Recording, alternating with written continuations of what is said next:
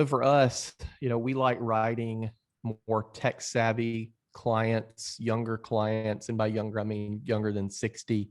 Yeah. Everybody's using mobile apps, whether they want to admit it or not. I think every single person that has a smartphone is using some sort of mobile app. And what we found back to my captive days, what we would find is when we would bring customers over from carriers like State Farm, Geico, Progressive, we would always ask. I've always one that when we write people, I ask questions because the more data you have, the better.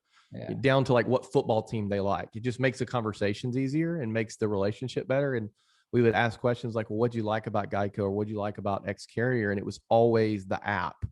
And I think that, obviously some carriers offer mobile apps, but that's really one-sided because I don't ever want someone doing business with Portal because we have XYZ carrier, because if that carrier ever goes away, like you're taking away like 80% of what's good about being independent, right?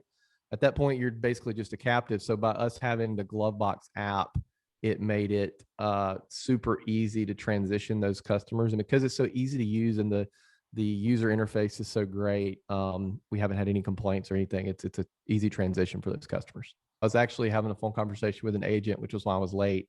And I was telling him he doesn't have a mobile app yet. And I said, man, if you're going to go with the mobile app, you've got to go with GloveBox because they go directly to the carrier for several reasons. One, it takes the pressure off of me. Nobody's data is 100% accurate in their management system. Nobody.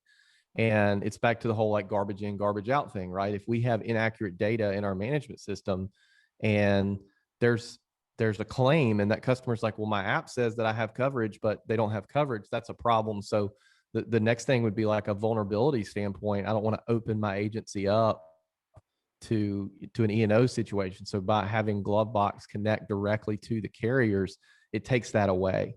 Hats off to you guys. As someone who heavily utilizes texting and emailing to his customers and has to roll stuff out, different programs we're doing and that sort of thing, you're always going to have those customers that complain. You guys, I don't know what kind of research you did into like customer habits and things like that. And I genuinely mean this, like you guys do a phenomenal job with the rollout and the onboarding of the customers to get them into the mobile app. We literally haven't had one person complain, and our adoption rate, from what I understand, is pretty high compared to other agencies. And I've literally had, a 60-year-old, I had a 60-year-old guy or 70-year-old guy stop by my office one day and was like, hey, can you guys help me get this GloveBox app set up? I want to use this.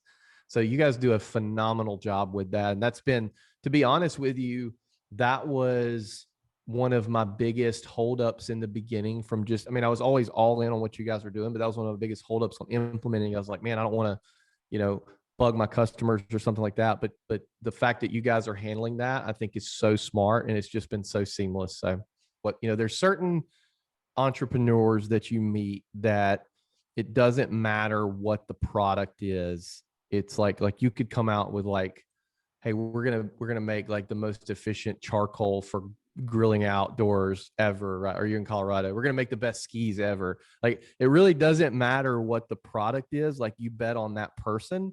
And the flip side is true. There's really good products that the person behind it's just like, I don't get good vibes. So for you guys, like initially it was, we were betting on you guys. Like I was getting behind you.